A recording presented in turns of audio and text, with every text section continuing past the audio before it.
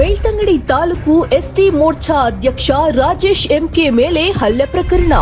ರಾಜಕೀಯ ವೈಷಮ್ಯದಿಂದ ಹಲ್ಲೆ ನಡೆಸಿರುವ ಕಾಂಗ್ರೆಸ್ನ ಕುಶಾಲಪ್ಪ ಗೌಡ.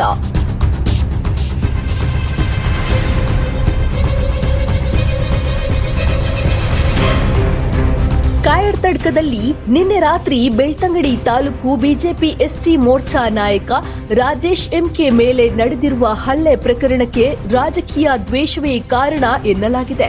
ಬಿಜೆಪಿಯಲ್ಲಿ ಸಕ್ರಿಯರಾಗಿದ್ದ ರಾಜೇಶ್ ಇತ್ತೀಚೆಗೆ ಹಲವು ಸಂಘಟನೆ ಕಾರ್ಯಕ್ರಮಗಳಲ್ಲಿ ಮುಂಚೂಣಿಯಲ್ಲಿ ಕಾಣಿಸಿಕೊಂಡಿದ್ರು. ಶಾಸಕ ಹರೀಶ್ ಪೂಂಜಾ ಅವರೊಂದಿಗೆ ರಾಜೇಶ್ ಉತ್ತಮ ಒಡನಾಟವನ್ನ ಹೊಂದಿದ್ರು. ಆದರೆ ಹೀಗೆ ರಾಜಕೀಯವಾಗಿ ಬೆಳೆಯುತ್ತಿರುವುದನ್ನ ಸಹಿಸದ ಸ್ಥಳೀಯ ಕಾಂಗ್ರೆಸ್ ಕಾರ್ಯಕರ್ತ ಕುಶಾಲಪ್ಪ ಗೌಡ ಪದೇ ಪದೇ ತಗಾದಿಯನ್ನ ತೆಗೆಯುತ್ತಿದ್ದ ಎನ್ನಲಾಗಿದೆ. ಇನ್ನು ಲೋಕಸಭೆ ಚುನಾವಣೆ ಫಲಿತಾಂಶ ಹೊರಬರ್ತಾ ಇದ್ದಂತೆ ಕುಶಾಲಪ್ಪ ರಾಜೇಶ್ ಜೊತೆ ಜಗಳ ತೆಗೆದಿದ್ದಾನೆ. ಅಡಿಕೆ ವಹಿವಾಟನ್ನು ನಡೆಸ್ತಾ ಇದ್ದ ರಾಜೇಶ್ ಸಂಜೆ ಅಂಗಡಿ ಮುಚ್ಚಿ ಹೊರಡುವ ವೇಳೆ ಕುಶಾಲಪ್ಪ ಮಾರಕಾಯುಧದಿಂದ ಹಲ್ಲೆ ನಡೆಸಿದ್ದಾನೆ. ಸದ್ಯ ರಾಜೇಶ್ಗೆ ಉಜಿರೆಯ ಬೆನಕ ಆಸ್ಪತ್ರೆಯಲ್ಲಿ ಚಿಕಿತ್ಸೆ ನೀಡಲಾಗ್ತಾ ಇದ್ದು, ಧರ್ಮಸ್ಥಳದ ಪೊಲೀಸರು ತನಿಖೆಯನ್ನ ನಡೆಸ್ತಾ ಇದ್ದಾರೆ. ಭಾರತೀಯ ಜನತಾ ಪಾರ್ಟಿ ಬೆಳ್ತಂಗಡಿ ಮಂಡಲದ ಒಬ್ಬ ಎಸ್ಟಿ ಮೋರ್ಚಾ ಏನು ದಲಿತ ಅಥವಾ ಒಳ್ಳೆಯ ಕಾರ್ಯಕರ್ತ ಇದ್ದಾನೆ, ಅವನ ಒಂದು ಬೆಳವಣಿಗೆಯನ್ನು ಸಹಿಸಲಿಕ್ಕಾಗದೆ ನೇರವಾಗಿ ಏನು ರಕ್ಷಿತ ಶಿವರಾಮ್ ಅಂತಿದ್ದಾರೆ, ಅವರ ನೇರವಾದಂಥ ಮಾರ್ಗದರ್ಶನದಲ್ಲಿ ಇದೆಲ್ಲ ಆಗ್ತಾ ಇರುವಂಥದ್ದು. ಇದು ಬಹಳ ಖಂಡನೀಯ. ಯಾಕಂತ ಹೇಳಿದ್ರೆ ಒಬ್ಬ ಕಾರ್ಯಕರ್ತ ಅವನ ಸ್ವ ಪ್ರತಿಭೆಯಿಂದ ಬೆಳಿತಾನೆ, ಒಂದು ಸಮಾಜಕ್ಕೆ ಕೆಲಸ ಮಾಡ್ತಾನೆ ಅಂತ ಹೇಳುವಂಥ ನಿಟ್ಟಿನಲ್ಲಿ ಈ ರೀತಿಯ ಅಸಹ್ಯ ರಾಜಕೀಯ ದುರುದ್ದೇಶ ಪೂರಿತವಾದಂಥ ಘಟನೆ ನಡೀತಾ ಇದೆ.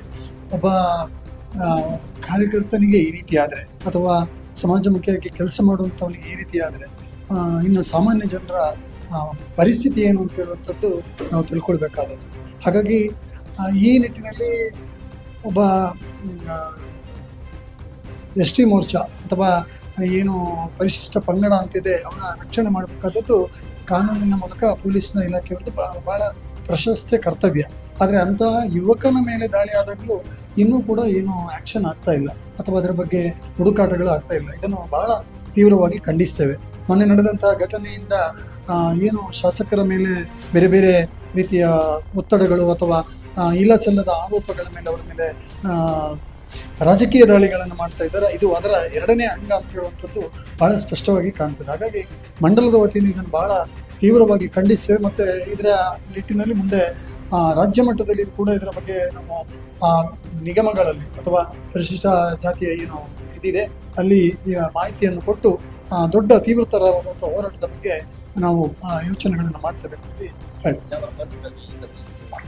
ಯಾವ ಕಾರಣ ಅಂತ ಹೇಳಿದ್ರೆ, ಈಗ ಭಾರತೀಯ ಜನತಾ ಪಾರ್ಟಿ ಇಡೀ ದೇಶದಾದ್ಯಂತ NDA ಸರ್ಕಾರದ ಒಂದು ಬಹುಮತದ ಒಂದು ಅಂಚಿನಲ್ಲಿದೆ. ಮತ್ತು ಒಂದು ಸಂತೋಷ, ಏನು ನರೇಂದ್ರ ಮೋದಿಜಿಯವರ ಕಾರ್ಯಕ್ರಮದ ಮೂಲಕ ಬಹುಮತ ಬಂದಿದೆಯಾ ಅದನ್ನು ಸಹಿಸಲಿಕ್ಕಾಗದಿರುವಂತಹ ಇನ್ನೊಂದು ಉದ್ದೇಶ ಅಂತ ಹೇಳಿದ್ರೆ, ಬೆಳ್ತಂಗಡಿ ತಾಲೂಕಿನಲ್ಲಿ 23,000 ಅಂತರದ ಈ ಗೆಲುವು ಬಂದಂಥನ್ನು ಕೂಡ ಸಹಿಸಲಿಕ್ಕಾಗೋದಿಲ್ಲ. ಒಟ್ಟಾರೆ ಬೆಳ್ತಂಗಡಿಯ ಕಾರ್ಯಕರ್ತರನ್ನು ಮಟ್ಟ ಹಾಕಬೇಕು ಮತ್ತು ಪಕ್ಷದ ಏಳಿಗೆಯನ್ನು ಸಹಿಸಬಾರ್ದು ಅಂತ ಹೇಳುವಂಥದ್ದು ನೇರವಾಗಿ ರಕ್ಷಿತ್ ಶಿವರಾಮ್ ಅವರೇ ಇದರ ಹಿಂದೆ ಇದ್ದಾರೆ ಅಂತ ಹೇಳುವಂಥದ್ದು ನಾವು ಮಂಡಲದ ವತಿಯಿಂದ ಕಡಾಖಂಡಿತವಾಗಿ ಖಂಡಿಸ್ತೇವೆ. ಈ ರೀತಿಯ ದ್ವೇಷ ರಾಜಕಾರಣ ಖಂಡಿತ ಒಳ್ಳೆಯದಲ್ಲ. ಯಾಕಂದರೆ ನಾವು ಕೂಡ ಒಂದು 10-20 ವರ್ಷ ರಾಜಕೀಯದಲ್ಲಿ ಇದ್ದೇವೆ. ಈ ರೀತಿಯ ದ್ವೇಷ ರಾಜಕಾರಣವನ್ನು ಎಲ್ಲಿಯೂ ನೋಡಲಿಲ್ಲ. ಮಾನ್ಯ ಮಾಜಿ ಶಾಸಕರುಗಳು, ಮಾಜಿ ಮಂತ್ರಿಗಳು ಕೂಡ ನಮ್ಮ ಬೆಳ್ತಂಗಡಿಯಿಂದ ಹೊರಹೊಮ್ಮಿ ಬಂದಿದ್ದಾರೆ.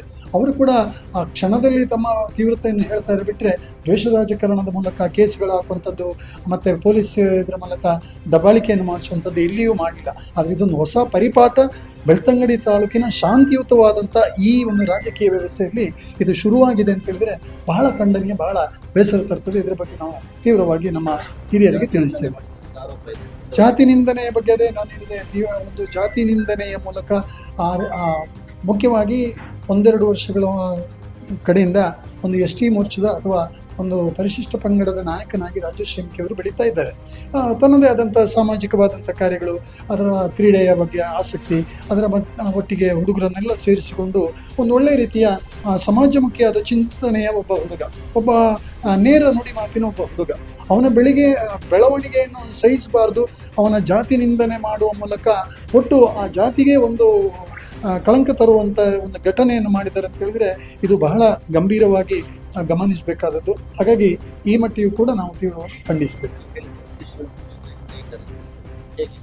ಖಂಡಿತವಾಗಿ, ಯಾಕಂತ ಹೇಳಿದ್ರೆ ಇದು ದ್ವೇಷ ರಾಜಕಾರಣ, ಇದರಲ್ಲಿ ಬೇರೆ ಏನು ಕಾಣುದಿಲ್ಲ. ಯಾಕಂದ್ರೆ ನಿರಂತರವಾಗಿ ಈ ಒಂದು ಪ್ರಕ್ರಿಯೆಗಳು ಮೊನ್ನೆಯಿಂದ ಒಂದು ವಾರಗಳಿಂದ ನೀವು ನೋಡ್ತಾ ಇದ್ದೀರಿ. ಬೇರೆ ಬೇರೆ ಬೆಳವಣಿಗೆಗಳ ಮೂಲಕ ಶಾಸಕರ ಮೇಲೆ ಇರ್ಬೋದು, ಶಾಸಕರ ಒಂದು ಮಾತಿನ ಮೇಲೆ ಇರ್ಬೋದು, ಅಥವಾ ಬೇರೆ ಬೇರೆ ಕಾರಣಗಳು ಆಯಾಮಗಳನ್ನು ಹಿಡ್ಕೊಂಡು ಇದನ್ನು ಮಾಡ್ತಾರೆ ಅಂತ ಹೇಳಿದ್ರೆ ದ್ವೇಷ ರಾಜಕಾರಣ, ಬೇರೆ ಏನು ಕಾಣುವುದಿಲ್ಲ.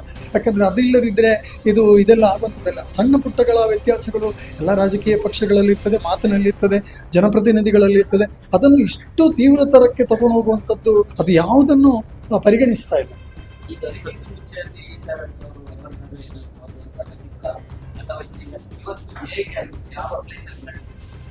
ಅದರದ್ದು ನೇರವಾಗಿ, ಯಾಕಂದರೆ ಆ ಸ್ಪಾಟಲ್ಲಿ ನಾವೇನೋ ಇರಲಿಲ್ಲ. ಆದರೆ ನಾವು ರಾಜೇಶ್ ಅವ್ರ ಹತ್ರ ಮಾತಾಡಿದ್ದೇವೆ.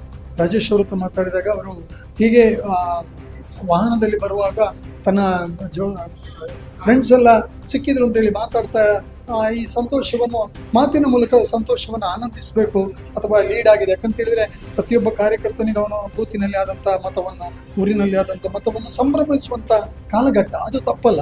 ರಾಜಕೀಯದಲ್ಲಿ ಎಲ್ಲರೂ ಆ ಪಕ್ಷದವರು ಮಾಡ್ತಾರೆ, ಎಲ್ಲ ಪಕ್ಷದವರು ಮಾಡ್ತಾರೆ. ಅದನ್ನು ಸಹಿಸಲಾಗದೆ ಇದು ಮಾಡಿರುವಂಥದ್ದು ಇದು ರಾಜಕೀಯ ಉದ್ದೇಶವಾಗಿ. ಹಾಗಾಗಿ ಅದನ್ನು ಬಹಳ ಗಂಭೀರವಾಗಿ ಪರಿಗಣಿಸಬೇಕು. ಪೊಲೀಸ್ ಇಲಾಖೆ ಕೂಡ ಇದನ್ನು ಗಂಭೀರವಾಗಿ ಪರಿಗಣಿಸಬೇಕು. ಯಾಕಂದರೆ ಮೊನ್ನೆಯಿಂದ ಬೆಳವಣಿಗೆ ನೋಡ್ತೀರಿ, ಅನಗತ್ಯ ವಿಚಾರಗಳು ಅಥವಾ ಸಣ್ಣ ಪುಟ್ಟ ವಿಚಾರಗಳಿಗೆ ಬಹಳ ದೊಡ್ಡ ಅಸ್ತ್ರವನ್ನು, ಏನು ಗುಬ್ಬಿಯ ಮೇಲೆ ಬ್ರಹ್ಮಾಸ್ತ್ರ ಅಂತ ಹೇಳ್ತಾರೆ, ಆ ರೀತಿಯ ಅಸ್ತ್ರಗಳನ್ನು ಬಳಸ್ತಾರೆ. ಆದರೆ ಇದು ಎಲ್ಲ ಪರಿಗಣಿಸಬೇಕು. ಯಾಕಂದರೆ ಮಾರಣಾಂತಿಕವಾದಂತಹ ಗಾಯಗಳ ಮೂಲಕ ಇದು ನೇರವಾಗಿ ಕೊಲೆ ಮಾಡುವಂಥ ಒಂದು ಹುನ್ನಾರ ಅಂತ ಹೇಳುವಂಥದ್ದು ಅವರ ಗಾಯವನ್ನು ನೋಡುವಾಗ ಕಾಣ್ತದೆ. ಹಾಗಾಗಿ ಇದೆಲ್ಲ ಗಂಭೀರವಾಗಿ ಪರಿಗಣಿಸಬೇಕಾದಂಥ ವಿಷಯ. ಈಗ ಸ್ವಲ್ಪ ನೋವುಗಳಿದೆ, ಮತ್ತು ಅದು ಅದರ ತೀವ್ರತೆ ಅವರಿಗೆ ಈಗ ನಾವು ನೋಡುವ ರೀತಿಯಲ್ಲಿ, ಯಾಕಂದರೆ ಮೆಡಿಕಲ್ ಆಗಿ ನಾವು ಹೇಳಲಿಕ್ಕೆ ಜನಗಳಲ್ಲ. ಆದರೆ ಒಂದು ಲೆಫ್ಟ್ ಚೆಸ್ಟಲ್ಲಿ ಸುಮಾರು ಒಂದು 3 ಸೆಂಟಿಮೀಟರ್ನಷ್ಟು ಆಳವಾದಂಥ ಗಾಯ. ಅದು ಕೂಡ ಬಹಳ ಪ್ರಮುಖವಾದಂಥ ಸ್ಥಳ. ಏನಾದರೂ ಹೆಚ್ಚು ಕಮ್ಮಿ ಆದರೆ ನೇರವಾಗಿ ಹೃದಯ ಶ್ವಾಸಕೋಶಕ್ಕೆ ಆಗುವಂಥ ತೊಂದರೆಗಳು. ಆ ಒಂದು ವಿಚಾರವನ್ನು ಗಮನಿಸಬೇಕಾಗ ಇದು ನೇರವಾಗಿ ಒಬ್ಬ ಕಾರ್ಯಕರ್ತನನ್ನು ಮುಗಿಸಬೇಕು ಅಂತಲೇ ಮಾಡಿರುವಂಥ ಹುನ್ನಾರ. ಹಾಗಾಗಿ ಇದು ಕೂಡ ಗಂಭೀರವಾಗಿದೆ. ಈಗ ಸ್ವಲ್ಪ ರೆಸ್ಟಲ್ಲಿದ್ದಾರೆ, ಈಗ ಸಂಪೂರ್ಣ ಚೇತರಿಕೆ ಆಗಲಿಲ್ಲ, ಆ ಶಾಕಿನಲ್ಲಿದ್ದಾರೆ. ಯಾಕಂದರೆ ಒಬ್ಬ ಕಾರ್ಯಕರ್ತ ಅಥವಾ ಒಬ್ಬ ಯಾವುದೇ ವ್ಯಕ್ತಿಗೆ ಸಡನ್ನಾಗಿ ಈ ಥರದ ಹಲ್ಲೆ ಆದಾಗ ಅವನು ಶಾಕಿನಲ್ಲಿ ಅರ್ಧ ಇದಾಗ್ತಾನೆ, ಅಂದರೆ ನನಗೆ ಈ ಥರ ಆಯ್ತಲ್ಲ ಅಂತೇಳಿ. ಹಾಗಾಗಿ ಶಾಕ್ನಲ್ಲಿಯೂ ಇದ್ದಾರೆ. ಅವರು ನಿರಂತರ ಸ್ವಲ್ಪ ಚೇತರಿಕೆ ಆದ ಮೇಲೆ ಸ್ಪಷ್ಟವಾದಂಥ ಮಾಹಿತಿಗಳನ್ನು ಕೊಡ್ತಾರೆ. Affordable homes in the heart of the city with luxurious beyond your wildest imagination. Yes, it's unbelievable but true. Everything is possible. At Rohan City in Beja and Mangalore, 550 apartments, more than 250 commercial spaces, an 80,000 square feet best city club, and many more facilities. For just rupees 31,000 per month installment, 10% special discount for teachers, police, journalists, and defense personnel. Last few days left.